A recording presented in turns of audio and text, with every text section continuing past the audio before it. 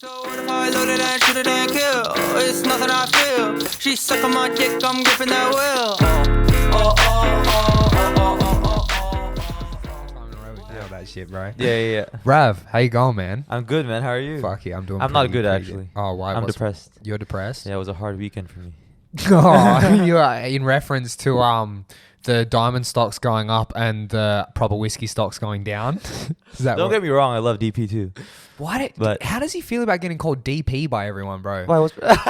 Every time I hear, I mean, not that my head's in the gutter, but every time I'm hearing it, I'm like, I would hate it. No, your head is in the gutter, bro. What do you mean? I'd hate if you named DP, bro. Poirier. Dustin. Okay, Dustin, yeah. I love me some Dustin. But fuck, man. Conor got me to the UFC, so I have a special, like... I do get that. It. You know what one of the boys at training said the other day, like a couple of days before the fight? I said to him, "Hey, bro, I'm watching the fight with Rav." And he goes, "Oh, fuck that." And I said, "Why? What do you mean?" He goes, "Rav would be the worst cat to watch McGregor fight with." Who is this motherfucker? Joel. Oh, I can't even say anything. Rav 2.0. Oh my god. Okay, this kind of Joel in our dojo, he just started showing up with all the gear I had, with the same hair I have. Just better and bigger. Just better, yeah, exactly. At least like someone ugly do it. Like, it's just got to be someone bigger than me, buffer than me, fitter than me. Smoother brown skin than you. Exactly. Couldn't even been a white guy. He had to have better like brown skin. Been a white guy. Fuck you trying to say out here, bro? Oh no, where's this? It's coming off the rails now, bro. Yeah, coming off the rails. But yeah, bro. So thoughts on the fight? So, dude, my thing with the fight is I checked before the first. By the way, we had like a watch party at your place, and a bunch of your friends around that I got to meet, and I came through. I was like the one white guy, one white person. That is true. It's sort of like a classic tale of mine, though, to be honest, bro. Yeah. One thing I checked before the first bell was the betting odds, and they had Poirier paying like, was it 319 or 390? Yeah, dude. And it blew my mind. I started laughing, and I was like, they're making it out like he's some scrub, bro. Yeah, that exactly. It's just that McGregor. The thing is, I reckon that's the McGregor effect on all the casual fans and all the diehard like McGregor fans, right? Because they're like. That's just the sway of it. They're like, who's this? Yeah. Who's this Poirier cat who got knocked out? But the way the betting odds are set up is that they want equal action on both sides. So it's not necessarily who they think they'll win. Yeah, but I think people are still going to always bet on Conor being the favorite because that's where their money was going to be. Yeah. Like, 100%. To them, you know, 100%. Yeah. And they kept saying like it was the best training camp they've ever seen. Even his coach said DP beat the best Conor he's ever seen. Yeah. Interesting. Yeah. But the factor is that Dustin's been fighting, especially the last 2 years, nothing but the world's best. Exactly. Consistently. If you look at his resume, like recently, it's insane. And he's got 2 wins over Holloway. He's got 1 over McGregor. Yep. The only person is Oliveira's. Yeah, he beat Gaethje. He beat Pettis, he beat Gaethje, he beat Alvarez twice. Right. Let's say the first one was a no contest, but he was winning that fight. Yeah. He beat Alvarez, and then... The second one was almost a no contest too, bro. Do you remember that? I can't remember exactly what happened. There was some drama that went down as well, and I was like, oh no. I hated Eddie for the build-up of that fight. He talked as if DP wanted out. I'm like, what? You need him in the fucking head illegally, right? It's something like that. Yeah. I lost so much, but fuck, gotta love DP, man. He's such a cool dude. He is a fucking cool dude, bro. Yeah. I'm glad that he's been getting a lot more exposure to everyone through, like, especially these last 2 fights. I think. And he did the even the Khabib fight as well. Like, I watched that one when I was in Thailand at like 2 a.m. in the morning, bro. It was pretty cool. I think if it's not McGregor that's champ, Dana would want Dustin to be champ. I think who has the other bigger name in the 155 division? Chandler, maybe? Like, not really. Nah, but I feel like I reckon also, though, on a side note, that Dustin's saying no to Chandler essentially, because you got Oliveira there who's been like grinding like a motherfucker. But there's also, I think, that thing, and I'm not saying he's ducking it at all. I think he'll fight him when he's ready.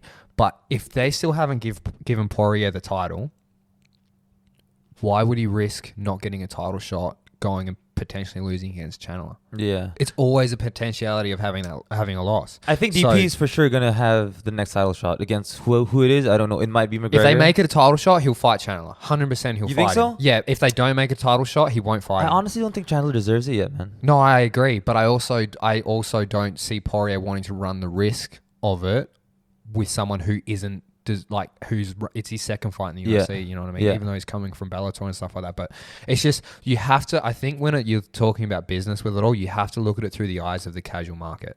That is true. That's how I'm speaking. So would Dana make the rematch for the title straight away? Well, see, the thing is that was one of the boring divisions, and that's why it was one of the divisions where they started making entertaining fights over consistent fights that were supposed to happen. Yeah. Does that make sense? Yeah, They've gone off the rankings quite a bit with this division. Yeah.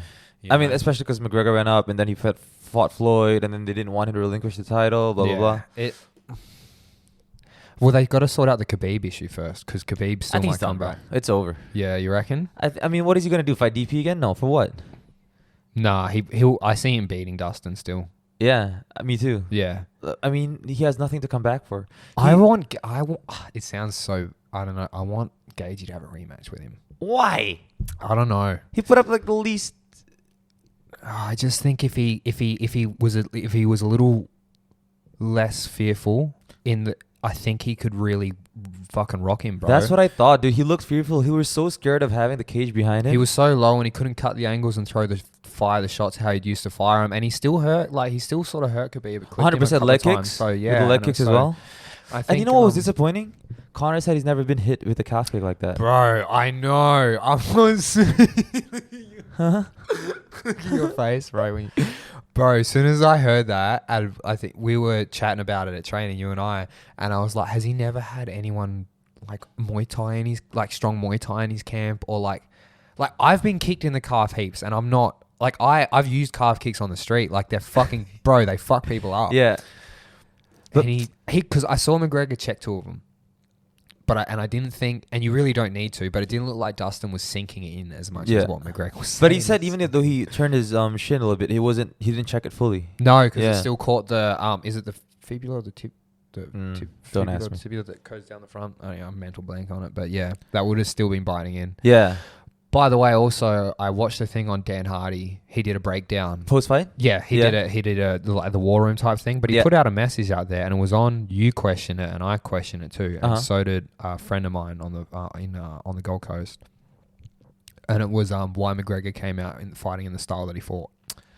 And what was that? Dan reckons that it was so when McGregor's standing side on and he's got that karate stance, right? We'll go this way because he's a southpaw. Yeah.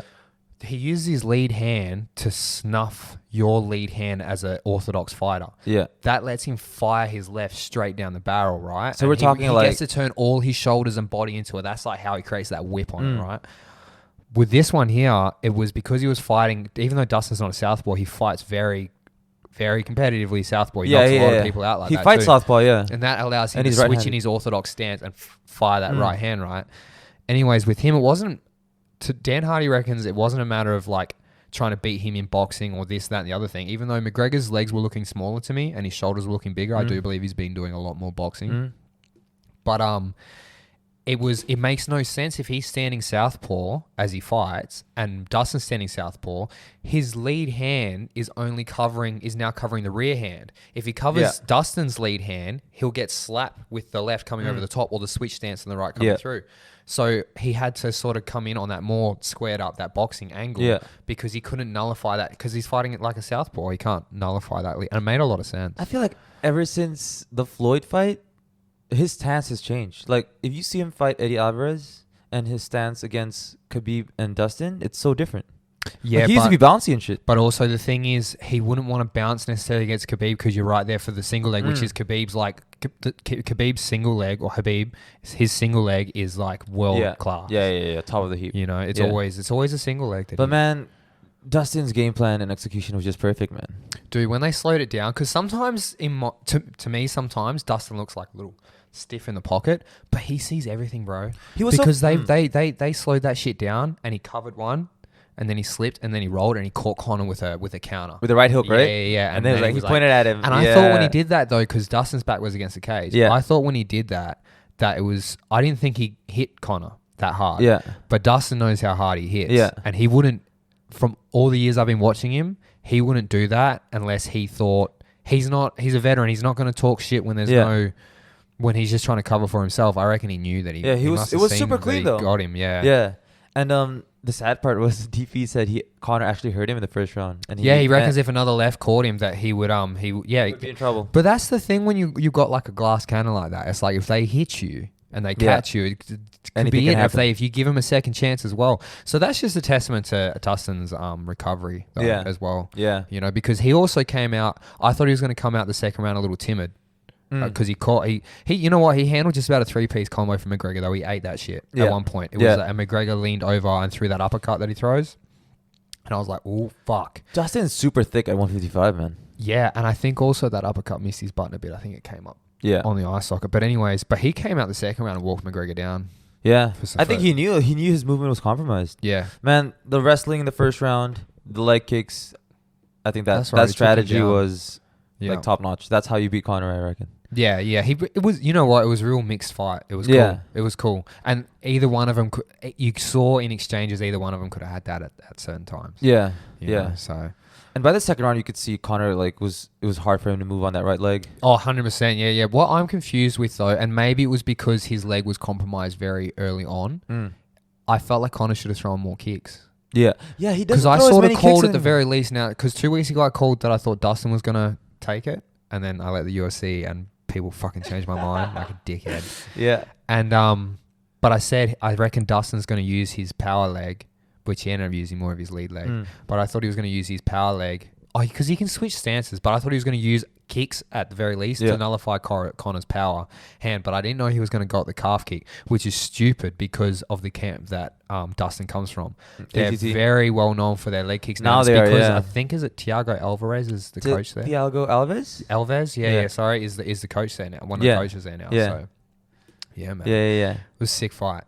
The hooker and the hooker channel. Yeah, that's what I'm saying. It's the saddest co-main and main event result I've felt in a while, bro.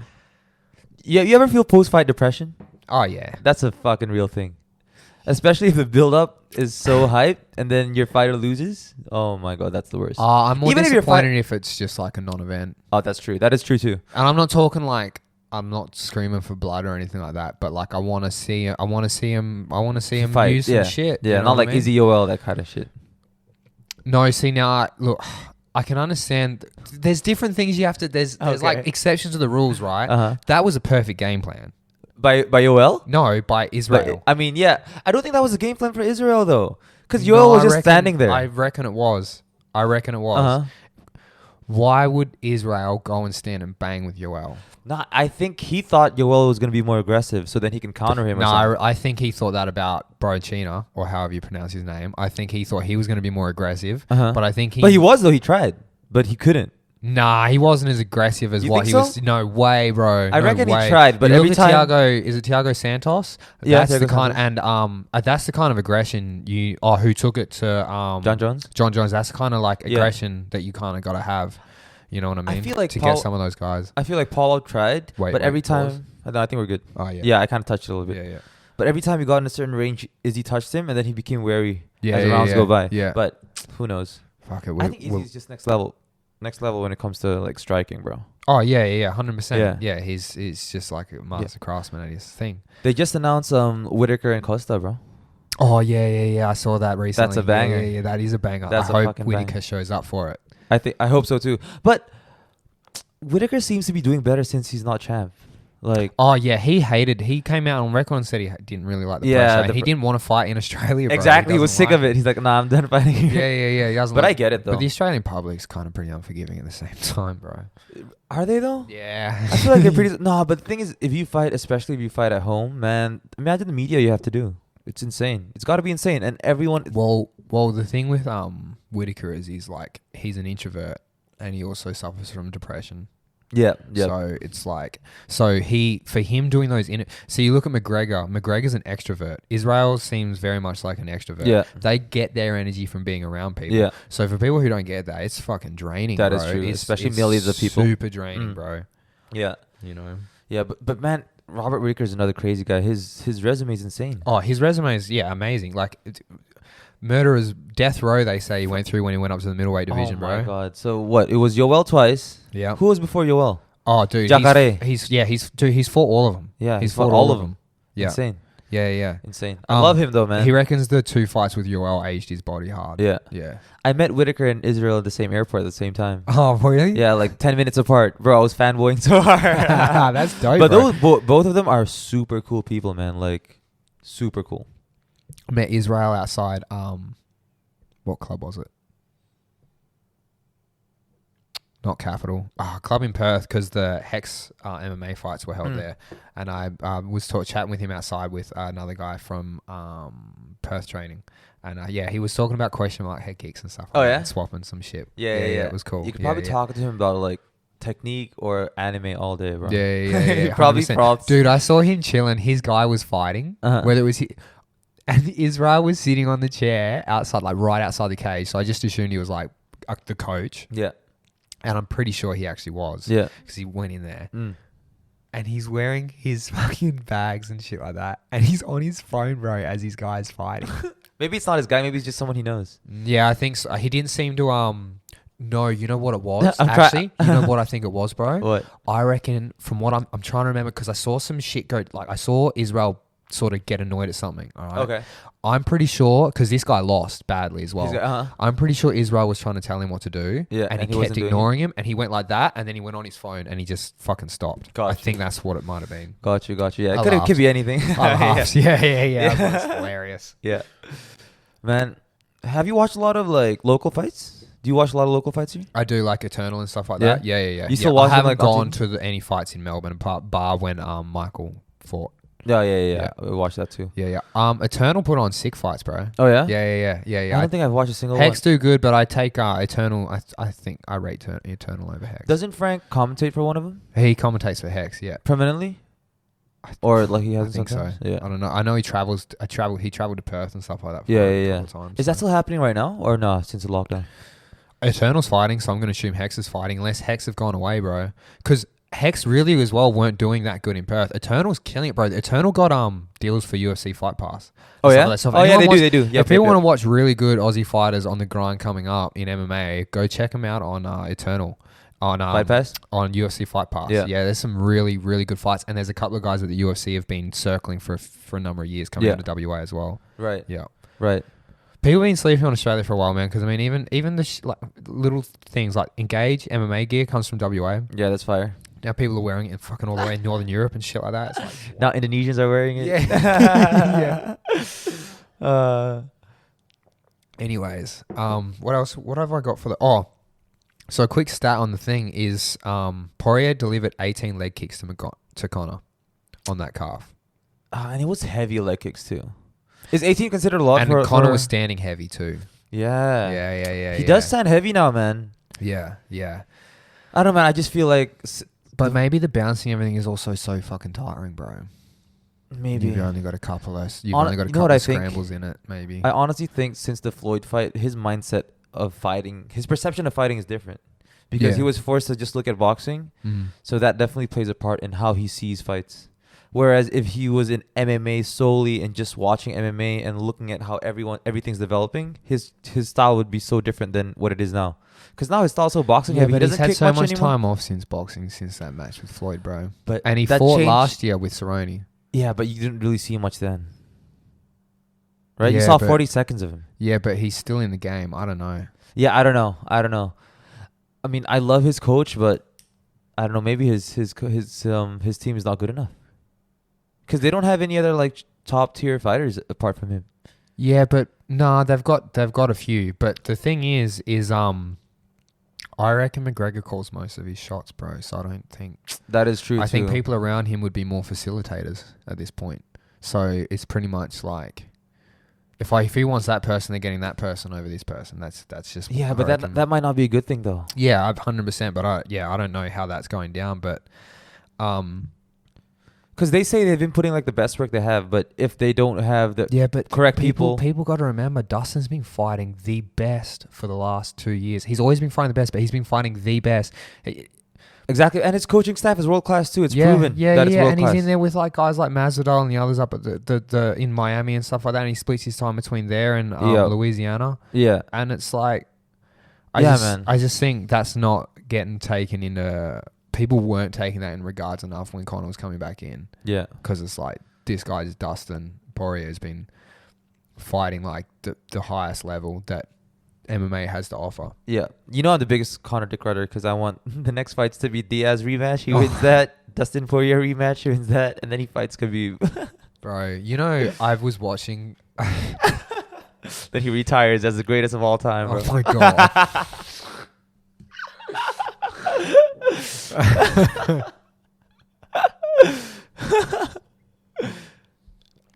But you know what would be a real sick fight?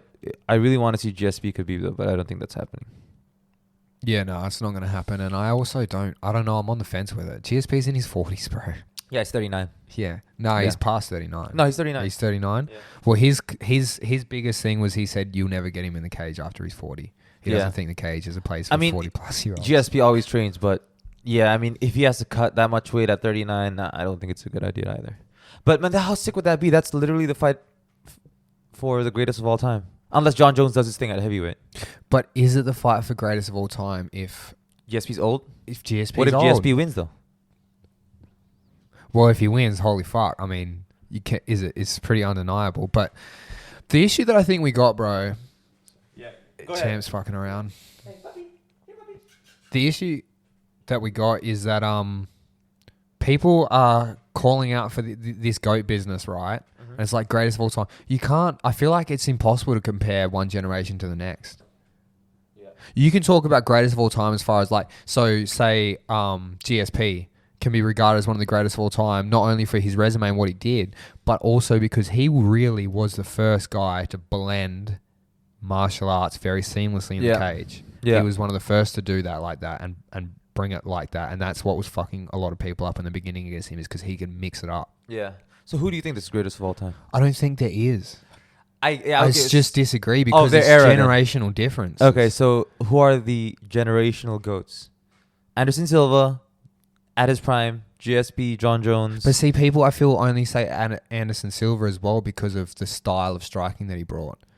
You watch when guys had it figured out and stuff like that. Anderson didn't have a good run towards the end of his career. Like, that is not true. Even towards the end, in the last half of his career, he didn't have a good time, man. I mean, yeah. The tail end of his career was bad, but yeah. People are gonna hate me for saying that. No, but that is true though. Okay, so let's. No, I reckon it's got to be like GSP. The jury's out on this generation, but obviously you're gonna have to roll with like Khabib being one of them. Yeah, I think for this generation, who else could it be though? And then like, I mean, you got like subdivisions on that. Like light heavyweight GOAT is still easily John Jones. Yeah, that's and I think that one is through history. To be honest, I'm contradicting myself. Fuck. That's not the first time, and it's not going to be the last time, bro. Especially on record. We'll make a compilation after like 10 No, I think what I'm trying to get at is I'm trying to defend when people go, no, Khabib's the GOAT over GSP or like whatever. I don't know. I don't think that's a healthy route to take. Yeah, I agree. It's like comparing. Obviously the discussions and the banter and the arguments are fun. Yeah, they build everything. Yeah. I agree. It's like comparing like Michael Jordan to like LeBron. It's just different. Yeah, it's just different era. Bro. Yeah, different. But era. If you see it as who's the most dominant, it's got to be Khabib. No one's come close. Yeah, 100%. Yeah. It's got to be Khabib. Yeah, it's got to be Khabib. The most dominant. Yeah. Because John Jones had some close fights. GSP had some close fights. Some people thought he lost against Johnny Hendricks, blah, blah, blah. But with Khabib, it's just no bullshit. Yeah. Every time it's like, Khabib's got this. Yeah, it's interesting. Yeah. Speaking of which, dude, Max Holloway that's what Khabib said. Yeah. He might be a GOAT. He says Max Holloway is just about to reach his prime. That's what Khabib reckons. I agree, because Max isn't even 30 yet. Yeah, insane. And people have been talking about this Qatar guy for a while, and I've watched a few of his fights. And when I've watched him, and he's young. I'm pretty sure he's young. He's in his 20s. Pretty sure. Yeah. He put clinics on people, bro. He has, yeah.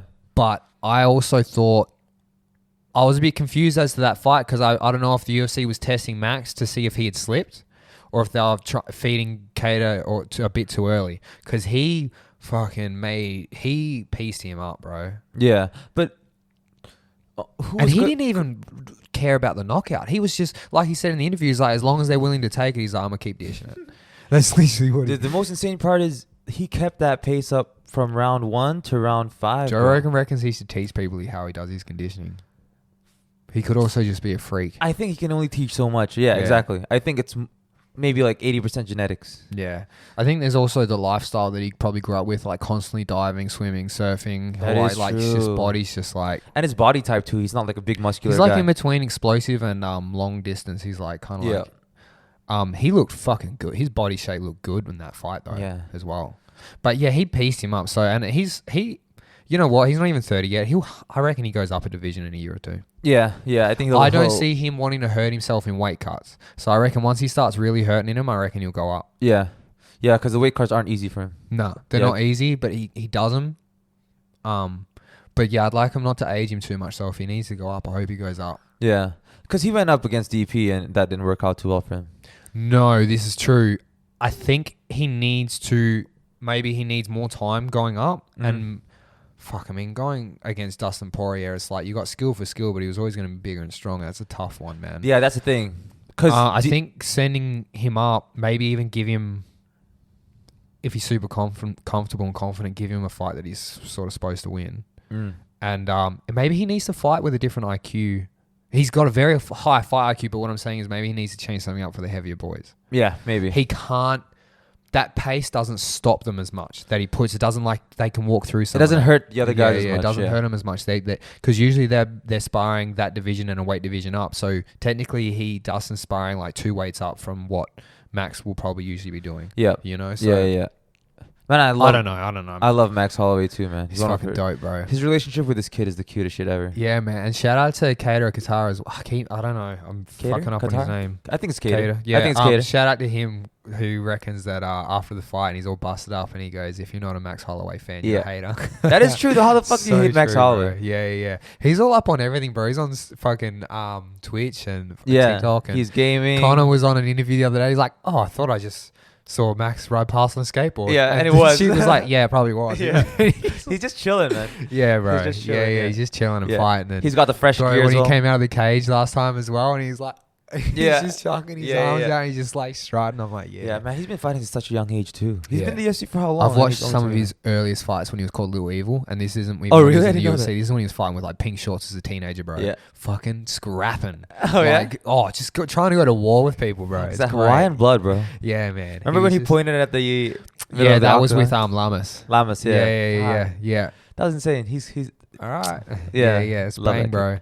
Yeah. He's never in a boring fight, bro. He's never been knocked down. Yeah, insane. He's never been knocked down, and he's but one also giving out some of the most significant strike statistics in the UFC, and he's also eaten some of the highest statistical strikes. But he just beat the record of most significant strikes this past fight as well. Yeah. He beat his own record. Oh yeah, right. Yeah, man. Insane cardio. Dude, right? I reckon numbers are super important. So you start getting I think they're like 32, 33, sick. And then they start getting 34, 35. And then you start having to watch. You got to see if their numbers are dropping. Yeah. That's what 100% you'd have to watch that. I reckon people who don't watch that sort of thing is stupid. Don't wait for a complete visible decrease. Yeah. Who was the last wrestler Max fought though? Do you remember?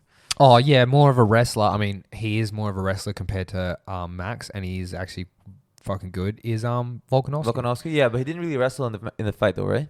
Did he? Nah, he didn't. He really didn't try and wrestle too much with Max. Too much, right? Yeah. The first one, I think he tried more than the second. Because I want to see if... we've never seen Max gas out. Will he gas out if someone comes with a wrestling heavy... The other thing they've got with that one is I want to see it again because Volkanovski has conditioning on par with Max. Exactly. I thought Max won the second fight, for sure, though. Yeah. I don't know, man. But also from what the guys at Tiger Muay Thai were saying as well, when he goes through, they're just like, the biggest thing I take away from Volkanovski was his cardio. Oh, yeah? Yeah. Yeah, man. He doesn't stop as well. Apparently he free dives a lot and he just disappears and for fucking ages and comes back up with a fish. I mean, he's just sick cunt too, though. Love me some Volkanovski, yeah. He's fighting Brian Ortega. That's going to be a good one, bro. That's going to be a good one, yeah. Brian disappeared for a while, man, but he had a really good last fight. Like against Zombie? It was... No. His last fight... it was too. Yeah. No. Wait. Yeah, Zombie. Oh, he showed more angles and different bro, a different style than he's ever. He showed so much more evolution in his game. Exactly. Like I thought the fight would be standing up, and I thought Zombie would piece him up standing up. I was interested to see how Brian would go standing up, but Brian, he changed it up. Apparently, he changed the whole thing up. I think it's because he got done not by the same exact movement, but by the same sort of angles twice. So before that, so the last time we saw Ortega was against Max, right? And then he took that long ass hiatus. Yeah, before that he got. No, he knocked it. I was about to say Frankie Edge knocked him out, but he fucking sent Frankie into another dimension, bro. Literally uppercut. It was like a movie, bro. Uppercutted him off the mat. He elbowed him first and he got hurt. And then he started walking towards him. And that uppercut was crazy. Insane. And then Max put on a clinic. But that was a good fight too. Like, it's closer than people like remember. He put up a good fight. Yeah. I think, there's a few that I want to run back, Yeah. There's a few. But I only, at the moment, to me, in my opinion, if they make sense for the rankings, because we need it needs to stop catering to heaps of the casuals. I mean, I guess it's where some of the money's at and stuff like that, but it's like, once you start giving in to too many demands of the people, man, you're going to just be falling at your knees and giving them, it's like, I think we need to go back to the rankings a bit more in a strict way. Yeah, I mean, if it's 155, I reckon it has to be DP and Charles Oliveira for the title. Yeah. As more of on a purist mindset, that's the only one that makes sense. That is the only one that makes sense, yeah. I think Conor can go fight Nate Diaz or like... I want Dustin also to get the fucking strap, man. So don't stop fucking this guy around with fights that aren't like... Don't make him challenge again. Yeah, but I think Dana will want him to be champ now. If it's not Conor, I think DP, like I said, is probably... He's chilling. Yeah, he's chilling. Yeah. Yeah. Dana was not happy when he came out and did that. He so wanted his cash cow. Yeah, for sure. Well, he wanted that Khabib rematch so bad, bro. He thought it could beat Floyd Conor. Really? The rematch. I don't think so.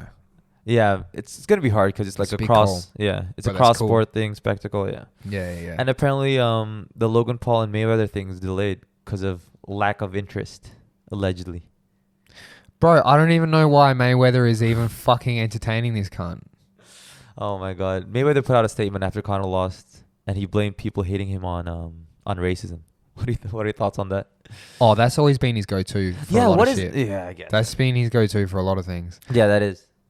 But people just I'm hate not him going to say asshole. that he hasn't seen a lot of racism in that sport, but that's definitely a go-to of his. And he's a very shrewd and smart businessman.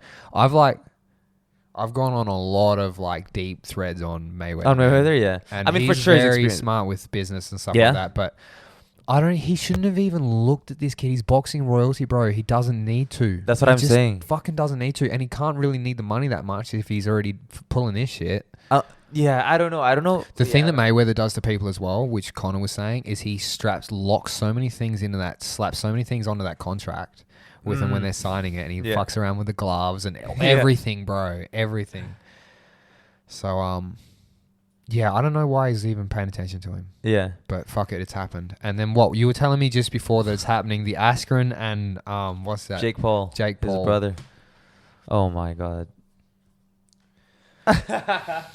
The look of defeat in your face. Oh, that upset me, man, when you told me that. Yeah, I mean, when I saw it on my Instagram, I'm like, fuck, come on. And ESPN is giving them the time of day, too. They got Askren on there. They got Jake Paul on there. Look, I understand everyone's making money, but are they thinking about the money and their sport and their love, their life's love? Are they thinking about the state of it in 5 years from now?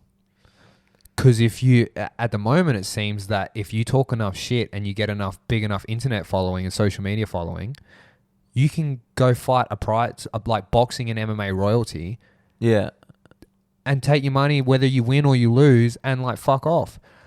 I see it potentially watering down people's views or opinions on it because, and you know what, fuck it. If more cats think they can actually do it, come in and get whooped. I think there's two things though. If Askren wins, it's a big win for the MMA community and combat sports in general because Askren. Do people have been saying if he wins, they'll scrub they'll scrub his L to George off the fucking books, bro. Yeah. I saw that last night and I lost it, bro. I thought that was hilarious. Yeah. No, the other day or some shit, but yeah.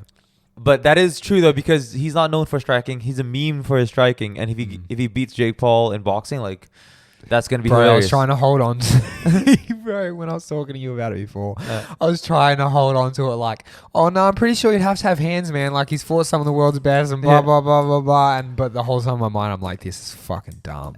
But if Jake Paul wins, like, we're fucked. I know. Do you know? That's the worst part. I literally, if he wins, I'm getting off of social media for like a week. Bro. Just to let it blow over me, sit, yeah. bro, because it's going to upset me.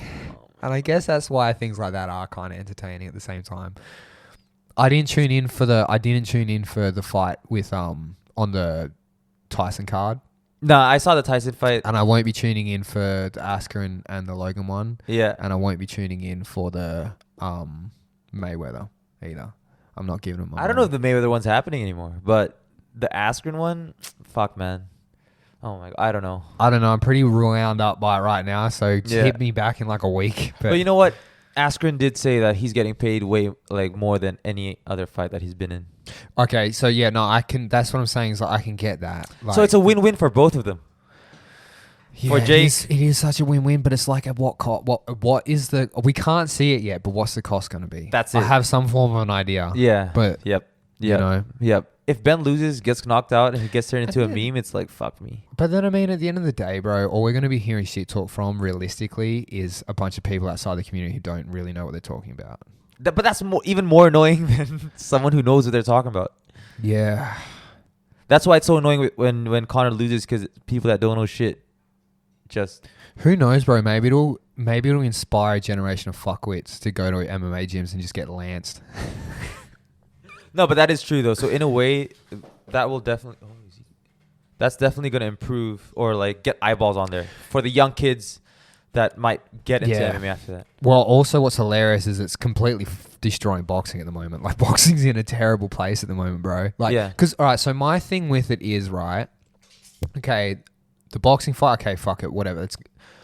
I primarily am very protective of MMA because I think that we've worked and we've gotten to such a beautiful place with it now in a relatively short amount of time that we just don't need these fuckwits coming in and fucking things around or fucking things up. I agree. It's like when they were talking about Conor, and I was so glad Conor was like, no, because it's like it's not on his level. It's not on there. The MMA is like, dude, MMA is growing at such an exponential rate and has been consistently doing it, especially for the last 5 years. And it's been trickling into every other mixed martial art form. I just think we've done really well without guys like these. Yeah, exactly. And I think we're reaching our prime right now. Yeah, 100%. We're sort of reaching like... I thought this the other day too, bro. I thought we were reaching kind of like the golden era of... Yeah. Man, ever since COVID, man, Dana has been pulling through for sure. There have been amazing fights. Real smart. Yeah. But he's lucky that... Because the Middle East and everything, they fucking love it, bro. And they've got so much money. Yeah. So they're just like... But if you've got money, you can just make things happen, it's a win-win for both of them. Yeah. Bro, they had 2,000 fans. How much do you think they charged a ticket for those 3 fights? Probably fucking an ungodly amount, bro. Yeah, this is true. They'd just be princes and exactly that fucking crowd, bro. Yeah, but they were a good crowd. A good crowd. They too. love it though, and they treat these guys apparently, even the ones low on the roster, like fucking kings when they come in, bro. They don't want for anything. Yeah. You know. Are we having live events here in Australia?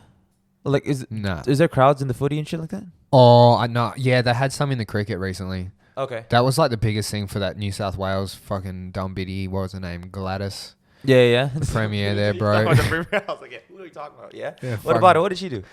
Oh, it was just that thing how she was the one who didn't shut the borders and blah, blah, blah, blah, blah. And one of the thing on it's like, why? Yeah. Okay, whatever. We're past the COVID talk. That shit.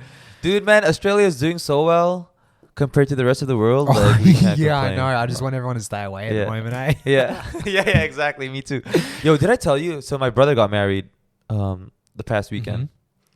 So it's like a COVID wedding, right? So they had to get tests and shit beforehand. Yeah.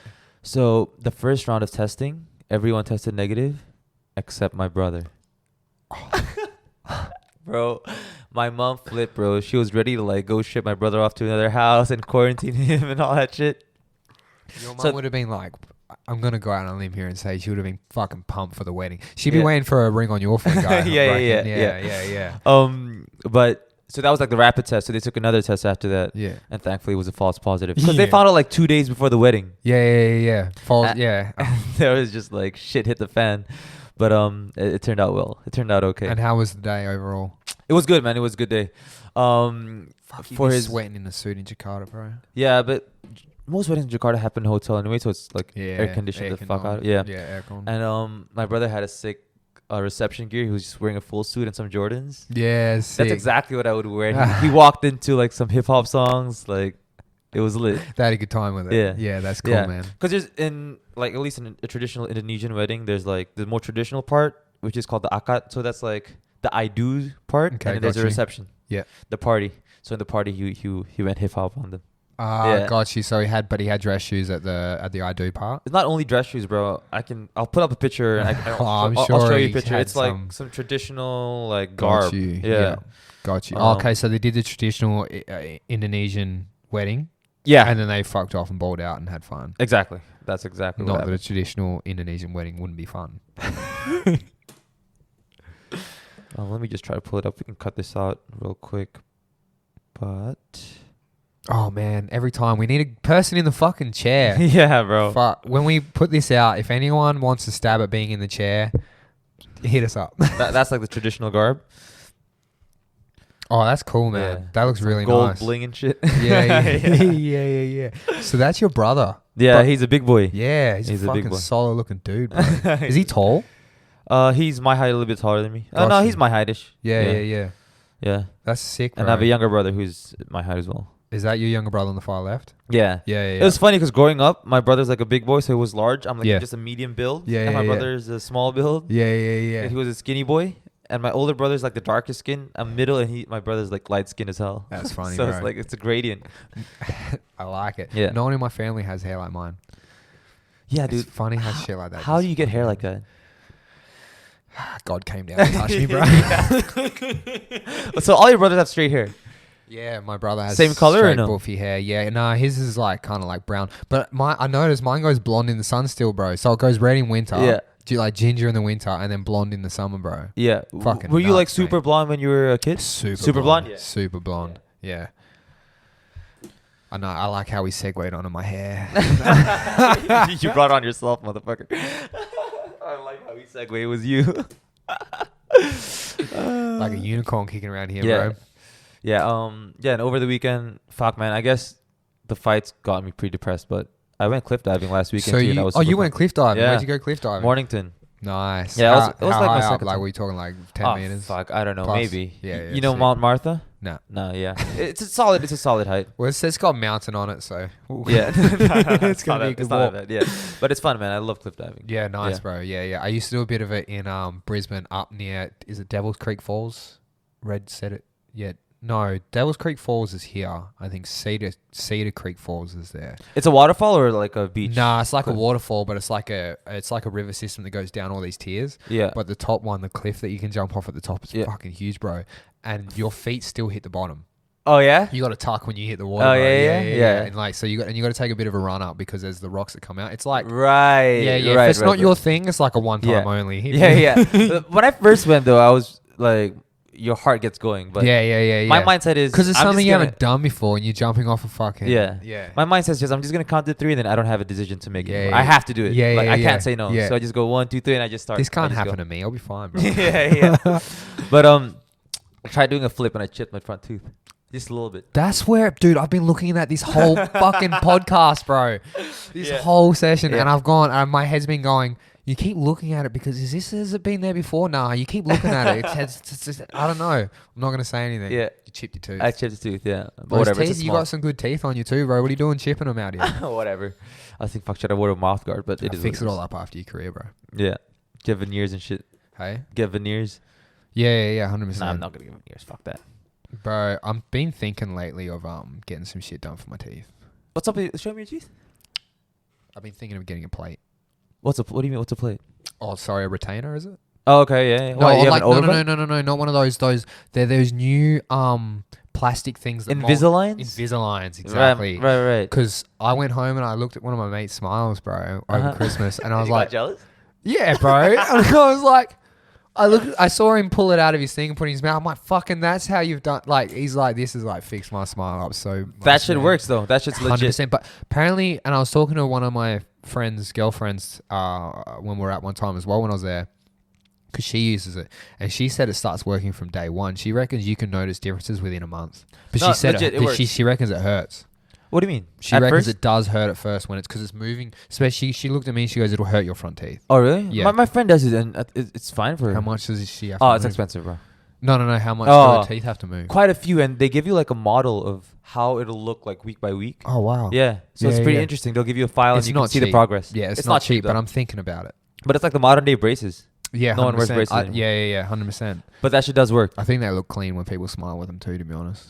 Yeah, you can't really tell. No, yeah, but it's kind of got like a shine to it. Yeah, yeah. If you pay attention, yeah. Yeah. But it's casual, bro. Yeah, super. Yeah, and I think it's such more of a except back in the day we had some kids kicking around with these big old braces, bro. Like, fuck. Oh my god. I remember seeing cats do fighting in boxing and taekwondo and stuff with braces on and just get lacerated on the inside of the mouth. Dude, that's fucked up. It's fucking crazy. Anyways, what else we got on our list here, bro? What do we have? This was supposed to be in a notebook, but I couldn't fit it in my bum bag today, so I just ripped it out. That's fine. That's all we need. We've gone over the Askren Paul fight. Look, that's going to happen, and they're getting, especially Askren is getting a payout. Fuck yeah, that's cool. But I just don't know where things like that is going to leave us in 5 years' time, or it leaves us in a really beautiful, rich spot where everyone knows about the sport. So I don't know, man. I'm just saying it can go one of two ways. Yeah. Ben Askren wins, hoorah, bro. We did it. Maybe we done it. But if Jake Paul wins, we all going to see the fight. Yeah, exactly. But if Jake Paul wins, man, we'll never hear the end of it. He's gonna call out. I don't know who's gonna go. Maybe Dillon Danis. Probably Dillon Danis, because that's like a pathway to Conor. Bro, do you reckon someone brought it up last night at training? Do you reckon that they could rematch the Poirier McGregor one quite quick, just simply because of the betting? Not only betting, I think just viewership was. But how did they do in view? Dana didn't really rave about the views. They said he was trending. He said top 3 pay-per-views after the event. He was just so fucking sour, that cunt. He had no excitement about him whatsoever at that press conference, bro. He was he looked unhappy as shit. Yo, a reporter asked him, what did Khabib say about it? And he's like, it's not looking too good. But it's true, though. Khabib told him, like, be honest, Dana. Like, I'm levels above these guys. Yeah, I don't know why we don't just, like, it's like, okay, someone's out.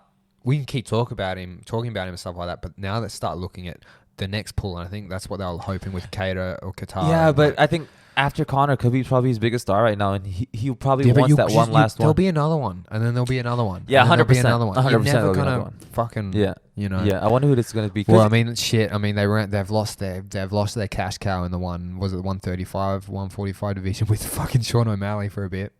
Yeah, I mean, I'm still a massive O'Malley fan, to be honest with you. Me too. But I'm just waiting for him to fight because he had the stupid thing with USADA.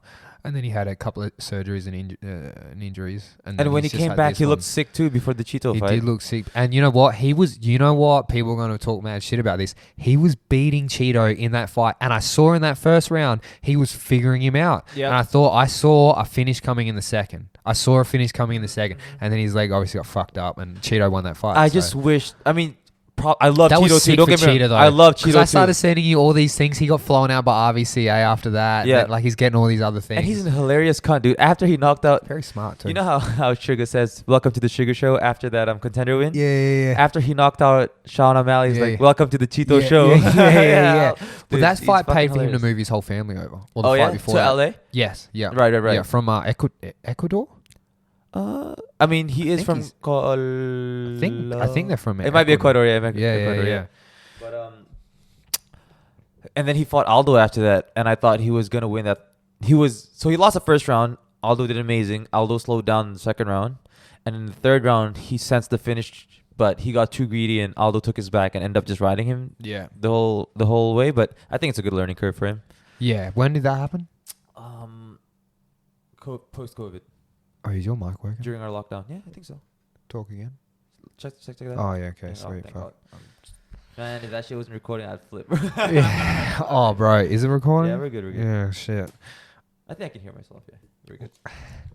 What else but that was on a tangent. We were talking about who Askren and Jake Paul. Yeah, earlier. Yeah, I mean, one of two ways, man. I just fucking hope to God that Askren wins. You know what I low-key, what I hope happened is Jake Paul pull out because of injury or something.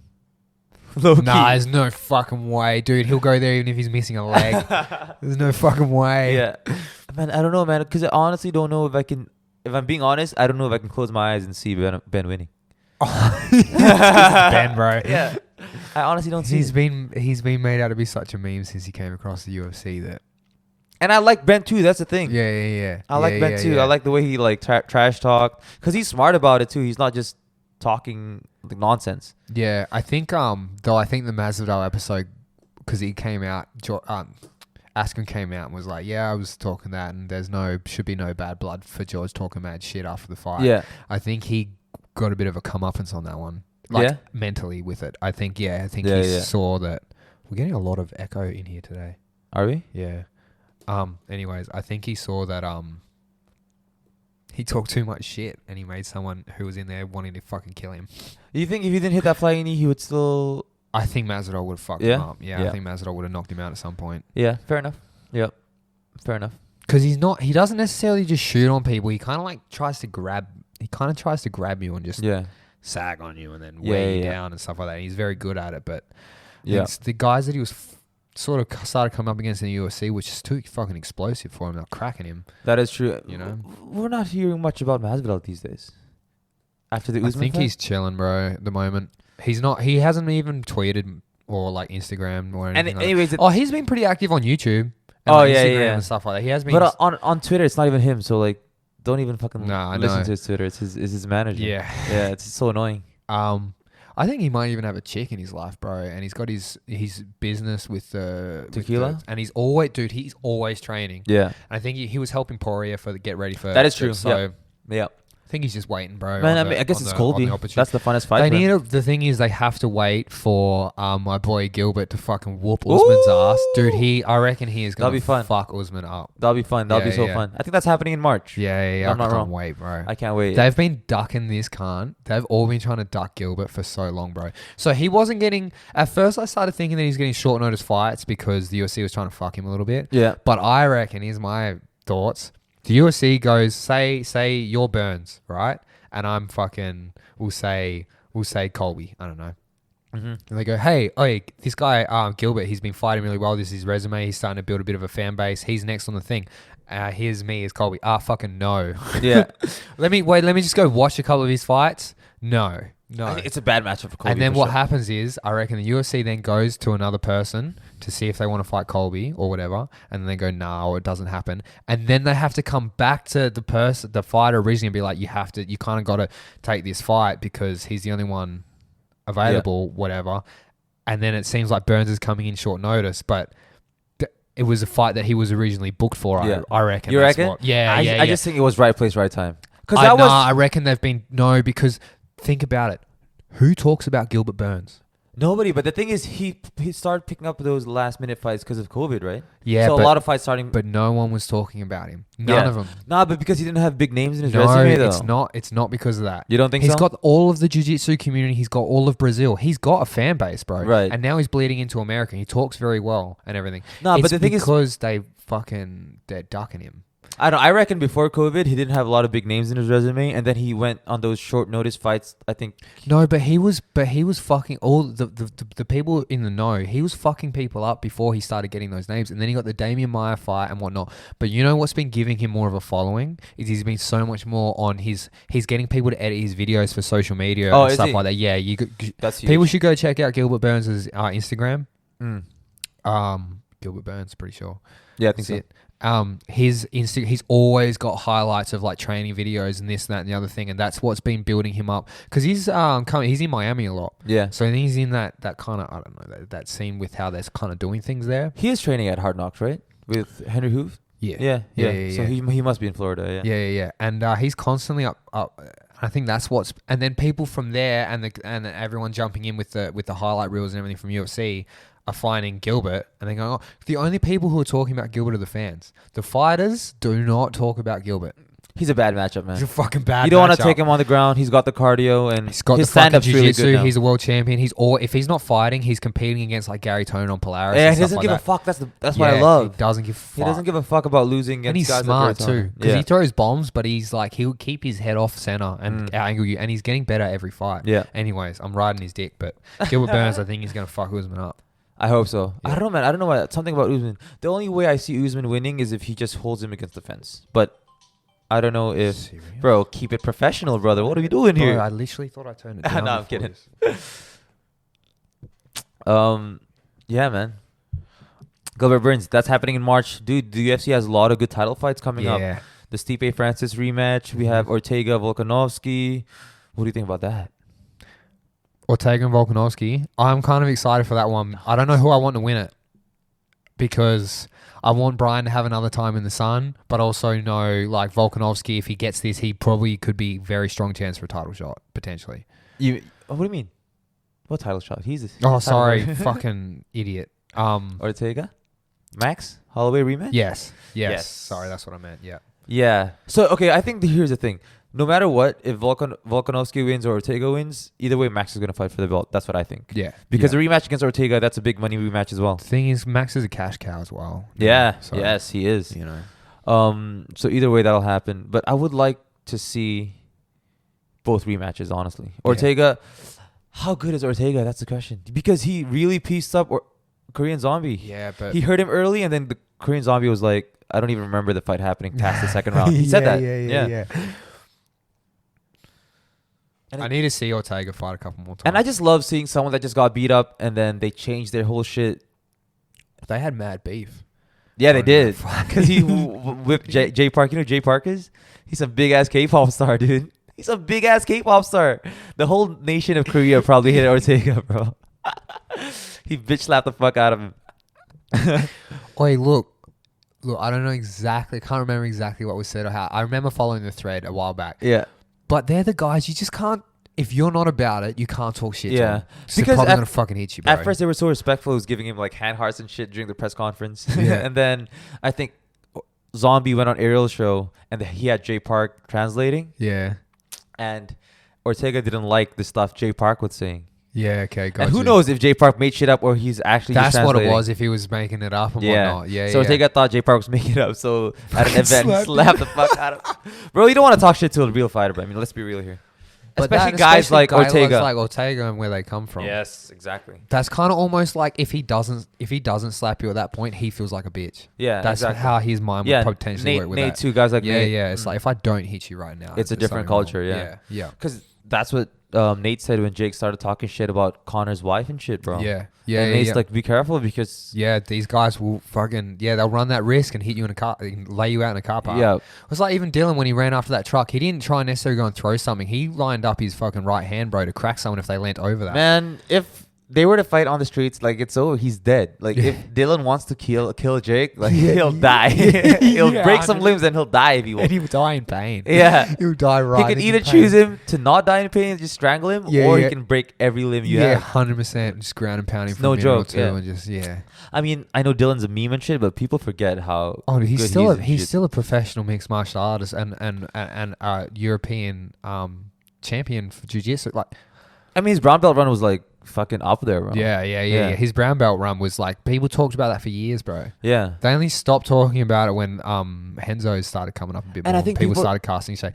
But sorry, you know what's funny is people now are liking Dillon way more since he got fucked with at the that interview with Brendan Schaub. Yeah, people are loving him. Like people are loving him way more now, bro. Because the issue that he had, sorry, I'm just like no, go ahead. The issue that I believe he was having as well is people were coming into the sport because we're getting so many people coming into the sport and whatnot. Yeah, I'm getting so many outdoor noises today, bro. Yeah, someone's just raging out there. So when they come into the sport, they're already getting given this opinion of Dillon Danis. They're already getting given the meme of him. Yeah. So they're already creating an opinion. Yeah.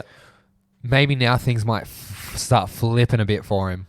You know what I mean? Because he can't even... I reckon he's not even that active on social media because he can't even put something up without thousands. Okay, here's the thing. He trolls people on purpose. So that's why people hate him.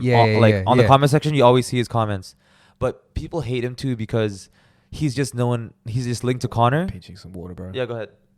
He's just he's linked to Conor, so he's easy target to hate. But if you actually listen to his interviews and when he's just being him, like he's just a pretty cool dude. I actually fucked with him when I was started out jiu-jitsu. Oh, I fucked with him heavy too. Yeah. I liked his style and I kind of liked how he was saying things and stuff like that.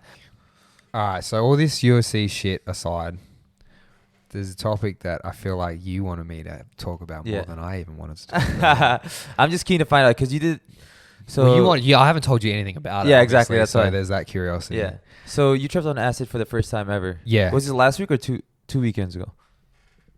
2 weekends ago. And I kind of knew as well when I was coming up on it because I've done enough shit where I was like, this is good. This is going to be strong. Yeah. And my mate looked across at me who's done it quite a bit. Yeah. And he went, bro, this is really good, strong acid. Yeah. And I just looked at him and he's like, I don't know. And I was like, bro, it is too late for this shit. The fuck are you talking about? I'm like, we're on this train now. We're not talking about that no more. I'm like, we're in for a ride. Yeah. Yeah. I was like, when he started talking about that, I was like, holy fuck, what? Wait, so what time did you take it? Did you take it in the afternoon? Midday? Yeah. Was it a nice day out or what? Yeah, but I didn't get to go outside, bro. Because the thing is, I live in like these apartment kind of style block buildings, so we all share the same backyard and stuff like that, bro. Yeah. So and I couldn't walk, and it was like Orong Road, so I couldn't just go out the front and walk down the road, bro. Okay. It was too much of a fucking wig out, G. Look, I've got a couple of things written down for it. Yeah. The issue that I had with it was we ended up having too many sober people around at the house. Right. That'll kill a vibe. Oh, bro, I was stuck in this fucking lounge room and tripping like because my housemate and I were like kind of like on the same link and the same level for a while there. Yep. And then heaps of people rocked up and it was like I started understanding how sensitive you are tripping on acid, where even someone opening a bottle of Coke changes your fucking trip, bro. Yeah. And the other part of it was I'm also thankful I've done some heavy shroom trips, a couple of heavier shroom trips before, and just like been in some holes with when I party. Yeah. Because I had to pretty much face some demons in this fucking trip, in this dark room with sober people, like by myself, and just completely internalize everything. Why didn't you just go to your room and just chill in your room? I wanted to, but there was something stopping me doing it, bro. Okay, got you. There was something just I just didn't want to be sitting in it just felt like it felt like I was going to be sitting in a cardboard box. Yeah. So that is true. So I was like, get claustrophobic and shit. But I tried going outside at one point and I stood out there and I wigged out because I was like, I don't want anyone fucking coming down and talking to me right now. That is true. The world was bending on me, bro. Yeah. So were you listening to music and shit? Did you have so the music? come up was great, bro, because we were like listening to music and we had Benny, my other housemate. Yeah. He came through and he's like a mechanic from fucking Noosa in Queensland, so he's about it. Oh, he's like, yeah. He just comes in and he's like he put on this psychedelic like trip music with like the videos and stuff like that, and that was sick. But the thing that I found, just give me a sec. Well, one thing that I noticed with acid, it's super fucking weird, is shrooms aren't weird. I don't find them tripping on them. Like, you don't have weird encounters or engagements or whatever. Acid's fucking weird, bro. What do you mean by weird? I think because you're so sensitive to the trip and like things that are going on that it can get weird. It's just how someone put it to me when I was talking about them about this afterwards. They're like, it's gonna be weird every time you do it, bro. Yeah. They're like, it's just a weird thing. When I first took acid, I was just thinking, fuck, consciousness is not what I thought consciousness was. Yeah, okay, gotcha. Because your perception of consciousness itself is so different. Yeah. And I put it this way, it feels like there's a lot of dreams in your head, and every second you can be in a different dream. Yeah. And you can fall into those different dreams those dreams can feel like they last for like half an hour, Yeah. But they're probably like 20 seconds in real time. Yeah. Yeah, it's insane. Did you have a lot of visuals as well? Yeah, I got a lot of visuals. Yeah. But I found because of all these energies and stuff like that around me, I fell into some things. Like, at one point I saw I saw myself as this like sun, right, or this ball of light, right? Just a sec. Crack my back. And then spanning off from me was all these thin lines. And then they were like connecting to these tiny little planets or like stars and like planets. And it was all my friends. Right. But I realized that I was looking at it from an egotistical point of view because I was seeing it like I was the center of this type universe type thing. And then all of a sudden this network of lines that I had out lit up and all my friends grew into like giant balls of light too. And then everyone they sort of knew beamed off and then lit up again. And I was like, then I went into the saying, my head went into the saying that we're only 2 people away from knowing everyone in the world. And then I saw my friend Mick. He like formed up in front of me, type thing in this thing that I was seeing. And then he like folded, bro. And no, sorry. he formed up in front of me, and then he opened up into the thing that I was seeing, and then it folded back into him. And I was like, I looked over at my housemate that I was tripping with, and I was like, bro, we've all got a galaxy inside of us. Yeah. Yo, I was like, we're just.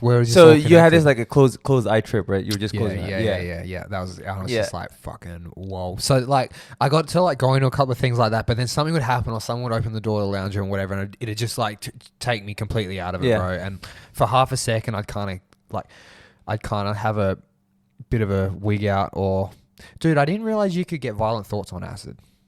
I mean, I guess you could, yeah. Yeah, I got a moment of like real. I was getting annoyed at the people around me not fucking getting that I was on acid, bro. Yeah. I felt like I well advertised it before I did this session, man. And I was trying to play the cricket was on, and for some reason that started the trip. That was happening when the trip started. Yeah. So to us, probably gonna have to bleep that name by the way. To us, that cricket was grounding us and also giving us something for us to come back to and like talk on. Totem pole. Exactly, it was a totem pole. And I had some people complaining about it initially and stuff like that. Got you. And I remember thinking, I told people not to touch it, but I remember feeling like if someone turns this cricket off right now, and full well knowing how I'm feeling, I'm going to bash them like a monkey. Yeah. Like I literally for half a second saw red if someone wanted to like bitch this to the point where they took the cricket off me. It's like, I went straight into like, fuck off, go away, fuck off and do it somewhere, like go watch something somewhere. I had like, it was like 10 minutes of just like, frustration, bro. I mean, that's what happens though. Like each thought, you can go into like a rabbit hole. 100%. That's how people have bad trips as well. That's why I think, dude, setting is so important, man. I recognize that with that one. Like, it's so important. But the thing is, I thought I was going to be able to walk off to the park down the road, bro. I couldn't. Oh, you were too high? Or? I was too fucking high. Yeah. And I had a cone after the peak of the trip, and that fucking sent me, bro. But one thing I wasn't told, bro, one thing I wasn't told is that it hit you like 20 minutes later. After the cone? Yeah. Yo, the cone just gets you tripping even harder, dude. Oh, that sent me to another galaxy, bro. Yeah. I was... Insane. Dude, so my housemate and I were like crying acid at one point. At the same time. It was like bleeding out of us, bro. Yeah. And I was like, fuck. And then after I hit the cone and it threw me back up again, I felt like I had to lay back, close my eyes because my eyes melted out, and like I could feel shit coming out of my fingertips. I felt like I had to, my throat and mouth and everything was melting in on each other, and I felt like I had to open my mouth to release the acid to get like some form of like relief type thing. This wasn't super negative either. This was like me just kind of going through the motions of it, right? And I like opened my mouth and I felt like the acid was just like draining out of my mouth, bro, and like running down my body and stuff like that. Yeah, bro. But I just didn't. So I'm getting another tab today, by the way. Or like I'm putting in money for one. It's coming back. I'm going to be tripping again soon, so that now that I understand acid a bit more, I'm going to control the setting and the environment way better. And I'm going to set it up for me. And I'm going to have the things that I want to go into that I sort of I briefly touched on when I was tripping on acid. But I feel like also at the same time, that first trip was more of an experiment for me to see what happens on acid and to be able to use it as a tool moving forward. Because I was trying to get shrooms because I was super depressed, man. Yeah. I was trying to get shrooms, and it's not shroom season. No one had fucking shrooms.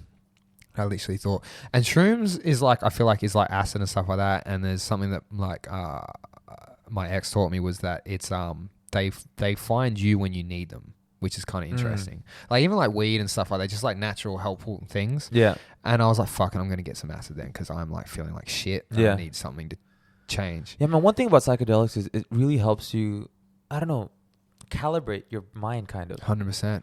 Because sometimes you get stuck in everyday life and you don't really think about the things you think about when you're on acid. Yeah, exactly. Yeah, it definitely opens up that thing. But I was coming home from training and my housemate messaged me. He's like, yo, I'm back on this day. Do you want to do an acid trip with me, bro? Yeah. And he's like, I know you haven't done one yet. And I'm like, oh, fuck. Yeah.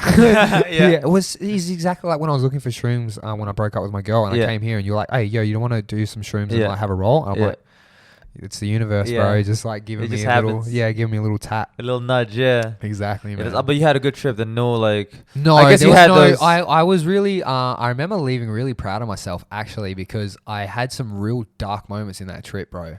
I think that happens to everyone though. It's always like that. And I was able to like, I didn't voice them.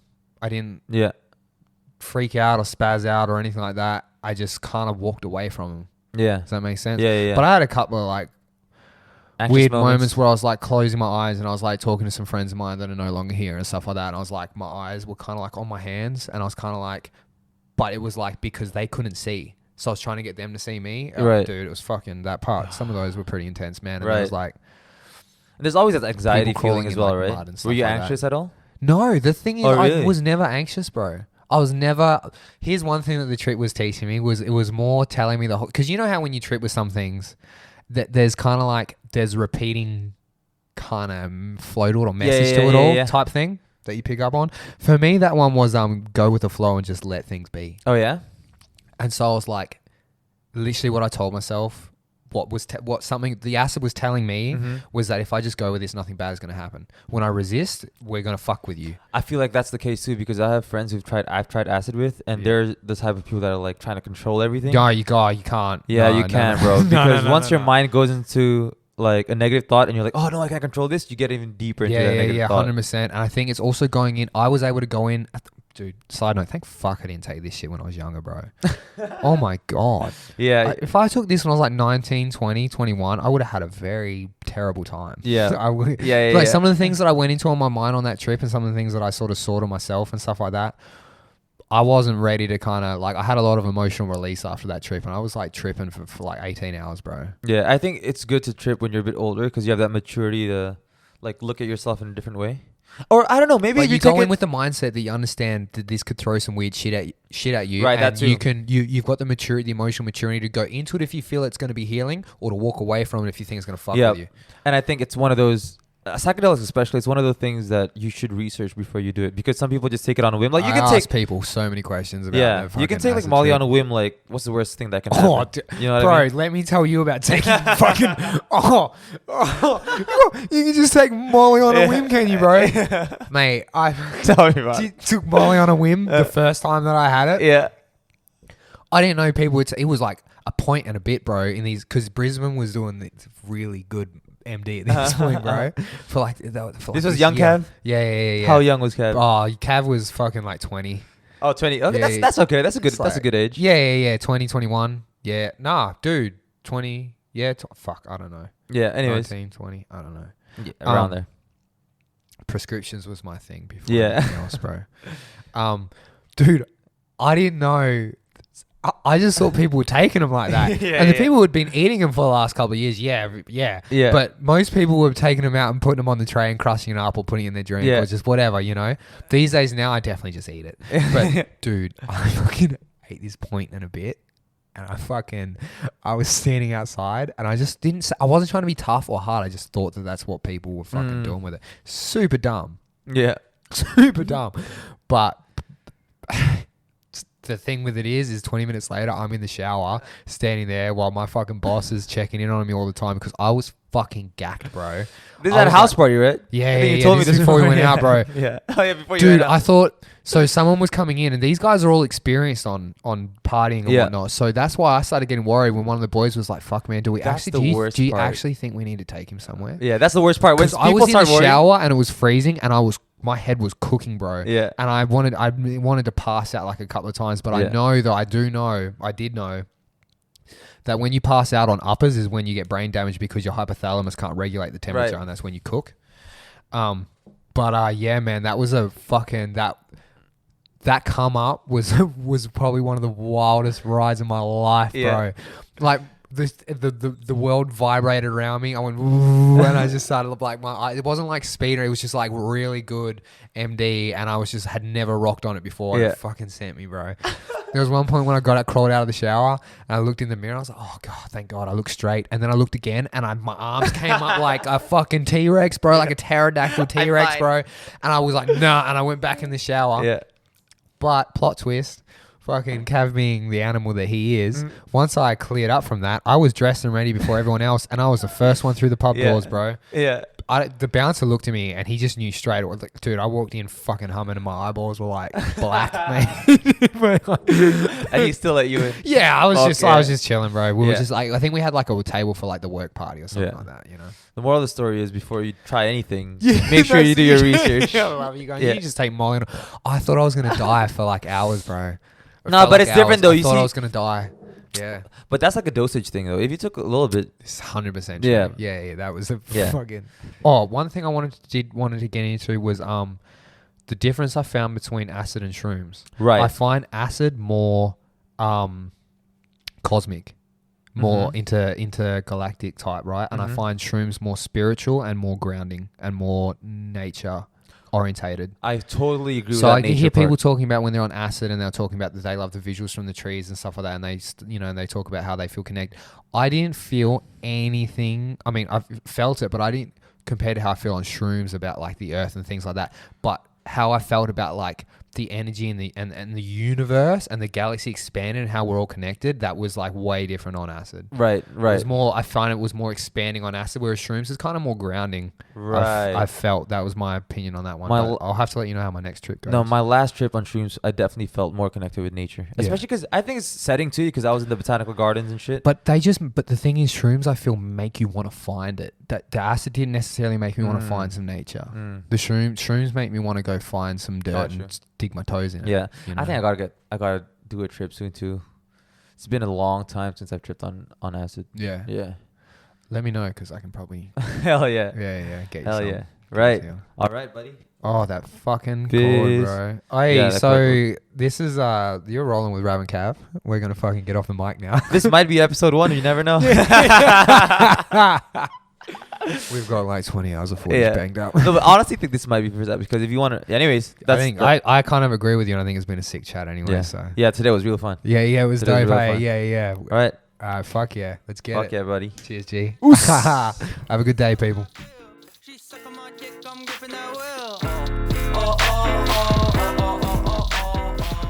Yo, so thanks for listening to the very first episode of Rolling with Rav and Cav. We know this was a UFC heavy episode, but UFC 257, the saddest card in UFC history, was just super fresh on our minds. So. Rav is on the Conor train so hard still. It's fucking crazy. Conor era, what are you going to do about it? Right.